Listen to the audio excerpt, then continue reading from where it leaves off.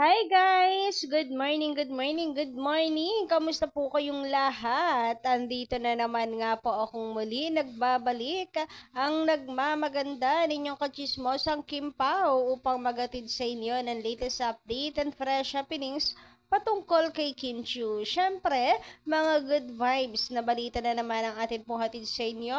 Mga nakakakilig na balita para sa ating lahat. Ngayong umagang ito, grabihan naman talaga.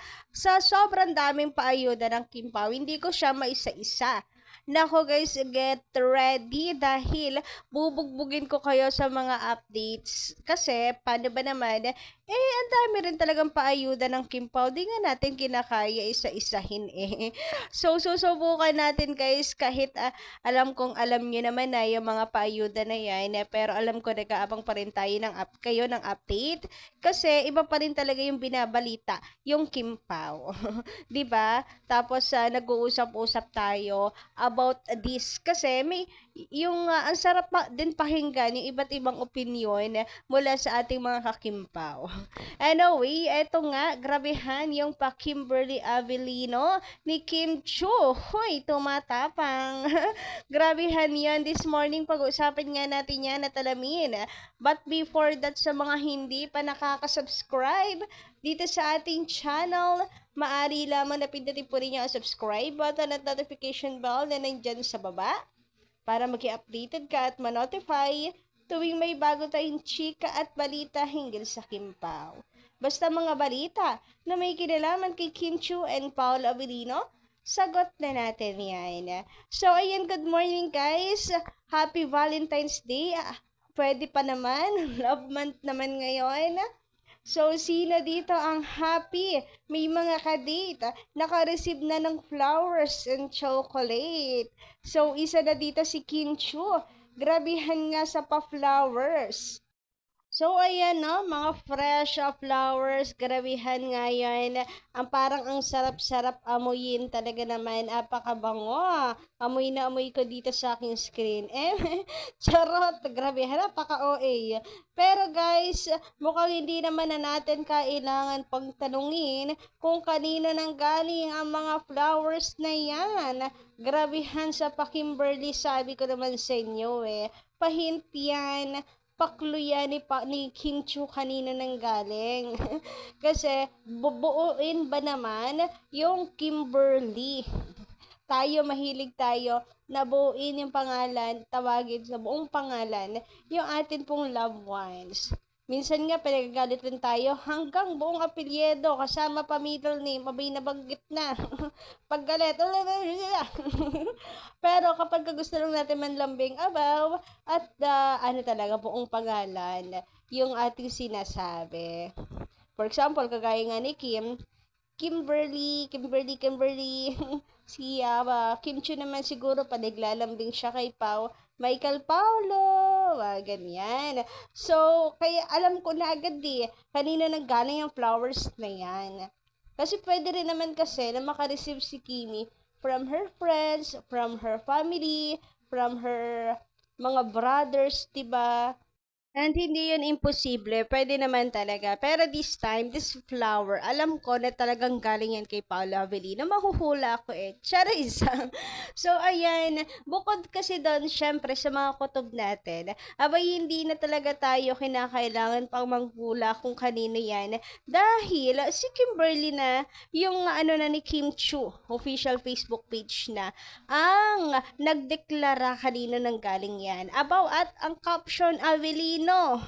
Grabihan nga yun. So, kung atin pong susumahin ang lalim. Kung atin susumahin, nakalagay sa flowers Kimberly, tapos ang caption ni Kim Chu ay Avellino. Abaw, at pinagsama na. Kung pagsasamahin natin pangalan, Kimberly Avellino. Grabe yun!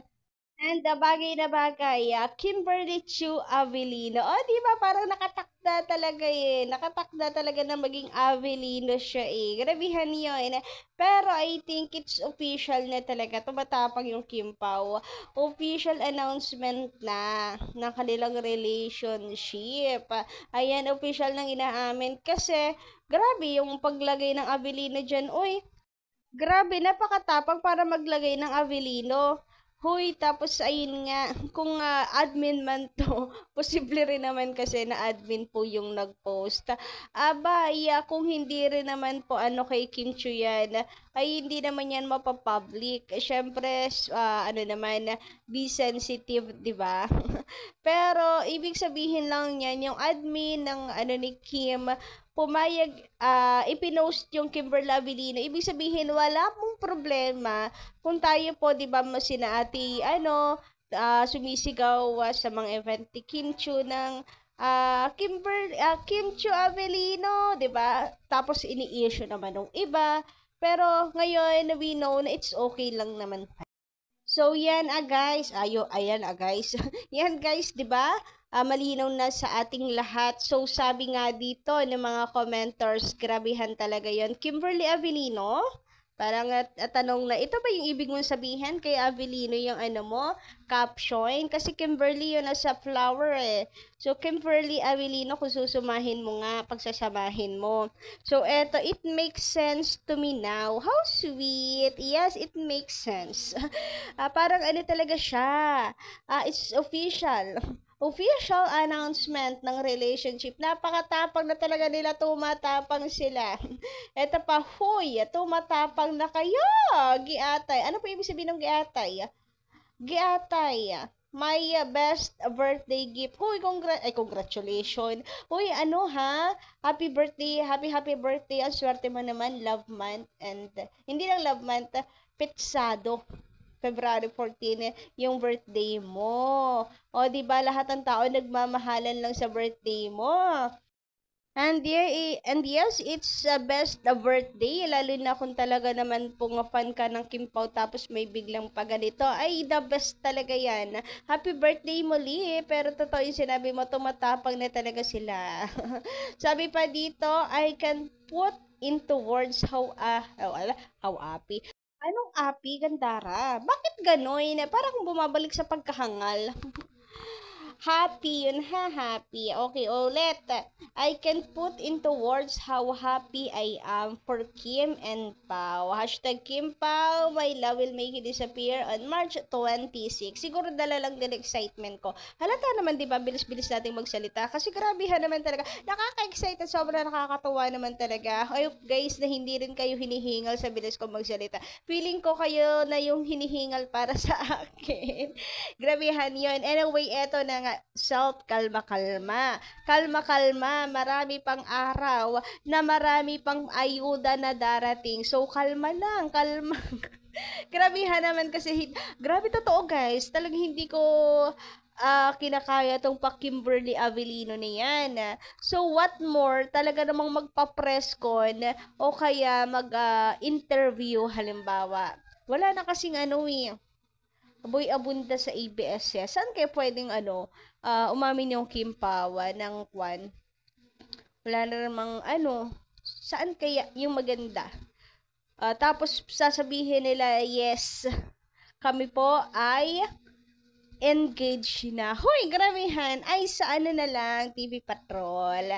Yung special celebrity updates ni na kung saan sasabihin na ng Kim Pao, yes, we're engaged na. Hoy, karamihan talaga naman yan. Uy, ang utak, ang lala talaga. Walayo pa ha, March pa ang movie. Hinay-hinay, dami pang ayudang darating. So, eto, lalo pat si Paolo Avelino, ay alam din naman natin na may mga pahirit pa siya kahapon. Ang dami ring clue na binibigay ni Paolo Avelino dun sa kanyang event. Tapos ito nga, may pa Kimberly Avelino. So, talagang himlay malala. Literal pala talaga. Yung sinasabi nating himlay malala. Hoy, para nakahiga ka na lang nakaganyan. Hi! O, diba? Sinong relate dyan? Yung iba nanlalambot dahil po sa disappointment, pero tayo nanlalambot sa sobra naman po talagang kilig. Yung naubos yung energy natin kasi nga sa sobrang kilig, grabihan yun. Eto naman, sabi ni Madam Rose Maridiano, pangalawang beses na nagbigay si Paolo ng buket kay Kim. Yung first, shooting nila sa What's Wrong with Secretary Kim yun. February 13, 2024, nagparamdam pa lamang siya kay Kim or nagpaparamdam pa lamang, hindi pa sila. Noong February 14, ay ngayon pala, anong noon? Ngayong February 14, 2025 na talaga niya ibinigay. It means sila na talaga. Hoy, may ano nga, no?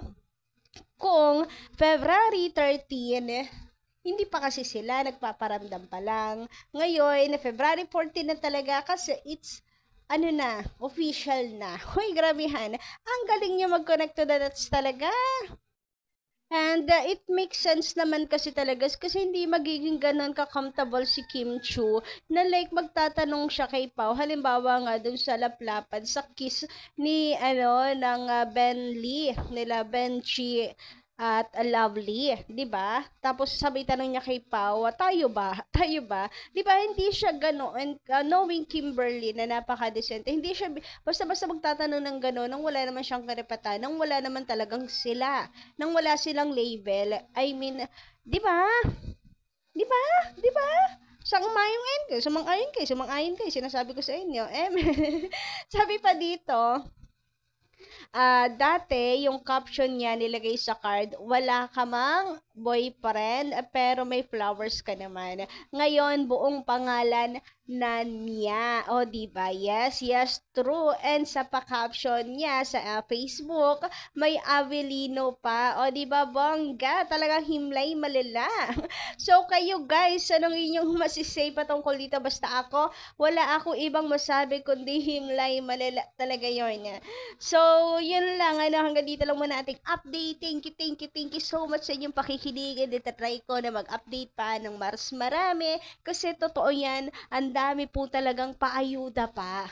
Baka nga malate tayo ng uploads. Kakaisa-isa niyan.